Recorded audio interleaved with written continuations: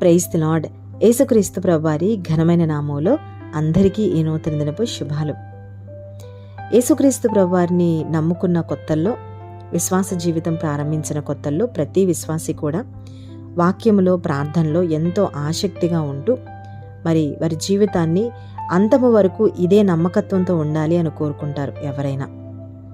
కానీ కాలక్రమేణా ఆ ఇంట్రెస్ట్ అనేది తగ్గిపోతూ ఉంటుంది. ఇక కాలక్రమేణా ఎలా మారిపోతుందంటే, దేవుని మాటలు వినాలి అంటేనే విసుగ్గా ఉంటుంది.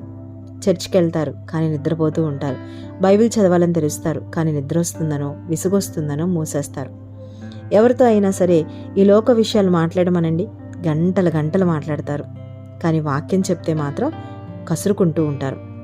మొబైల్లో ఎంతో మందితో చాలా సమయం మాట్లాడుతూ ఉంటారు. కానీ ఎవరైనా వాక్యం చెప్తే మాత్రం ఎక్కడలేని చిరాకు వచ్చేస్తుంది.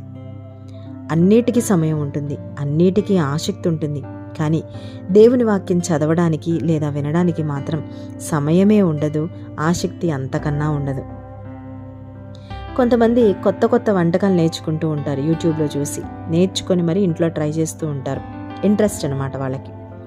అలాగే కొత్త కొత్త విషయాలు తెలుసుకోవడానికి కొంతమంది జ్ఞానం కోసం ఇంటర్నెట్ ఉపయోగిస్తూ ఉంటారు. ఈ రోజులో యూట్యూబ్ బాగా ఎక్కువైపోయింది. యూట్యూబ్ ఉపయోగించడం మాత్రం మనకి ఎప్పుడు బోర్ అనిపించదు. ఏదైనా సమస్య వచ్చింది అంటే వెంటనే నెట్ ఓపెన్ చేసేస్తారు, లేదంటే యూట్యూబ్ ఓపెన్ చేసేస్తారు. ఆ సమస్యకి ఏదైనా పరిష్కార మార్గం ఉందా, చిట్కాలు ఉన్నాయా అని చెప్పి వెతుకుతూ ఉంటారు. ఇన్ని చేస్తాం కానీ వాక్యాన్ని మాత్రం మనం తెరవలేం. నిత్య జీవాన్ని జీవించాలని కోరుకుంటాం కానీ నిత్య జీవాన్ని అందించే దేవుణ్ణి మాత్రం మనం కలిగి జీవించలేం. మన మార్గాలు సరళం చేయబడాలని కోరుకుంటాం కానీ మనల్ని సరిచేసే వాక్యం మాత్రం మనకొద్దు అన్నట్లుగా ప్రవర్తిస్తూ ఉంటాం. ప్రతి దానిలో వాక్యానికి అలానే వేరే వాటికి మన వ్యత్యాసం గనక గమనిస్తే దేవుని వాక్యం కంపల్సరీగా మన జీవితాల్లో లాస్ట్ ప్లేస్లోనే ఉంటుంది. అయితే ప్రతి ఒక్కరం కూడా జ్ఞానం కావాలని, న్యాయం జరగాలని, బుద్ధి రావాలని, బుద్ధి కావాలని మాత్రం కోరుకుంటాం. కానీ అవన్నీ కావాలంటే ఎక్కడెక్కడో దొరుకుతాయని, ఏవేవో చేస్తే ఉంటాయని అనుకుంటూ ఉంటాం. కానీ ఎక్కడ అవి దొరకగలవో అక్కడ మాత్రం మనం వెతకం. కానీ దేవుని వాక్యం ఏం సెలవిస్తుందంటే, యెహోవా నియమించిన ధర్మశాస్త్రము యథార్థమైనది, అది ప్రాణమును తెప్పరిల్ల చేయును. యెహోవా శాసనము నమ్మదగినది, అది బుద్ధిహీనులకు జ్ఞానము పుట్టించును. యెహోవా ఉపదేశములు నిర్దోషమైనవి, అవి హృదయాన్ని సంతోషపరచును. యెహోవా ఏర్పరిచిన ధర్మము నిర్మలమైనది, అది కన్నులకు వెలిగిచ్చును. యెహోవా న్యాయవిధులు సత్యమైనవి, అవి కేవలము న్యాయమైనవి. అవి బంగారు కంటెను, విస్తారమైన మేలిమి బంగారు కంటెను కోరదగినవి, తేనె కంటెను, జుంటె తేనె ధారల కంటెను మధురమైనవి అని కీర్తన గ్రంథం 19వ అధ్యాయం 7-10 వచనాల్లో మనం చూస్తాం. అవునండి, యూట్యూబ్లో, వికీపీడియాలో, సోషల్ మీడియాలో, ఇంటర్నెట్లో మనం తెలుసుకోలేని విషయాలు, మనం గ్రహించలేని వాటిని, ఈ లోకంలో మనుషులు అందించలేని వాటిని దేవుని వాక్యం మనకు అందిస్తుంది. కొలసీలకు రాసిన పత్రిక 2వ అధ్యాయం 3వ వచనంలో ఉంటుంది, బుద్ధి జ్ఞానముల సర్వ సంపదలు ఆయన యందే గుప్తములై ఉన్నవి అని. మనకు కావలసినవి అన్నీ కూడా, అనగా జ్ఞానమైన, నెమ్మదైన, సంతోషమైన, బుద్ధైన, వెలుగైన, వివేకమైన అన్నీ కూడా వాక్యములో దేవుడు దాచి ఉంచారు, దేవునిలో దాగి ఉన్నాయి.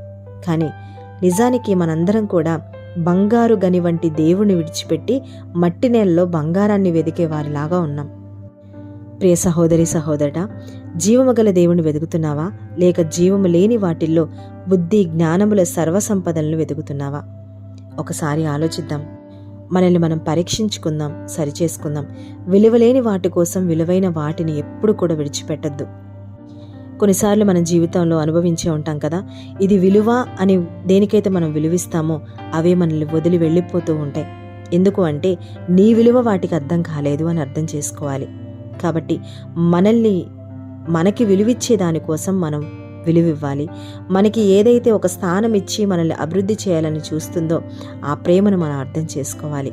కాబట్టి ఇప్పటికైనా మనం పరీక్షించుకొని, సరిచేసుకొని, ఆ ప్రేమను అర్థం చేసుకొని, దేవుడు మనల్ని ఏదైతే సంకల్పంలో నిలబెట్టాలనుకుంటున్నారో ఆ ఉన్నతమైన పిలుపులో నిలబడడానికి మనవంతు ప్రయత్నం దేవుని సహాయంతో చేద్దాం.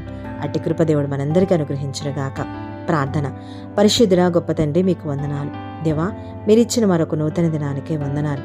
అవునయ్యా, బుద్ధి జ్ఞానములు సర్వ సంపదలు నీ యందే గుప్తములై ఉన్నవని వాక్యం సెలవిస్తుంది. మేము జ్ఞానం కోసం ఎక్కడెక్కడో వెతుకుతున్నాం, ఏవేవో చదువుతున్నాం, ఇంకెక్కడి నుండో జ్ఞానం రావాలని ఆశపడుతూ ఉన్నాం. సర్వ సంపదలు కూడా నీ యందే గుప్తములై ఉన్నాయి వాక్యం. అవునయ్యా, ఈ సంపద కోసం తండ్రి కొంతమంది వెళ్ళని మార్గము లేదు, చేయని పని లేదు, ఆశించినది లేదు.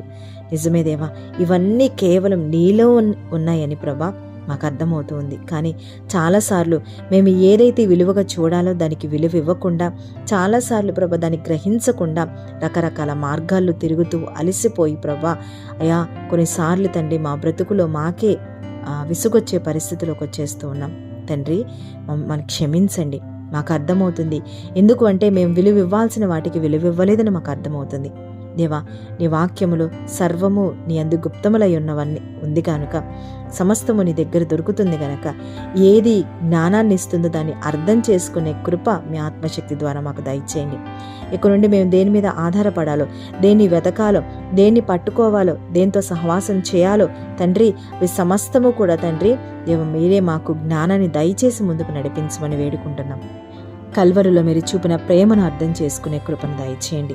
దేవా, ఈ దినమంతా కూడా మా పనుల్లో దేవ, మా రాకపోకల్లో అన్ని విషయాలు మీ హస్తాన్ని మాకు తోడుగా ఉంచి నడిపించండి.